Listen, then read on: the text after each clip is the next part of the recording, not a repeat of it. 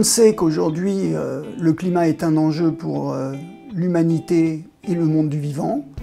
Et chacun son café met sa pierre à cet édifice pour descendre l'empreinte à la fois carbone, mais aussi l'impact environnemental et social dans les régions de culture du café, qui sont des régions de population précaire et qui sont que nous connaissons en Afrique, en Amérique centrale. Ce projet comprend 3 volets. Un volet de filière agricole qui dit au fond qu'est-ce qu'on plante, comment on le plante, est-ce qu'on met des engrais de synthèse, des engrais naturels, quels vont être les débouchés pour les fermiers, à quel prix ils vont pouvoir vendre leurs produits et quels vont être leurs revenus.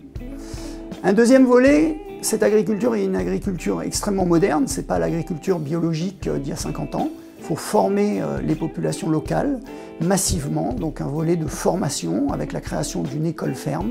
Et enfin, un volet social, parce que si on veut que les populations, et ça ne pourra passer que par elles, s'occupent de ces grandes forêts et replantent massivement, eh bien elles doivent voir leur vie évoluer positivement, que ce soit dans le domaine de l'éducation, du soin, du planning familial. Et tout ça fait que vous ancrez les populations dans la ruralité plutôt que d'avoir des exodes ruraux vers les bidonvilles des grandes villes avoisinantes.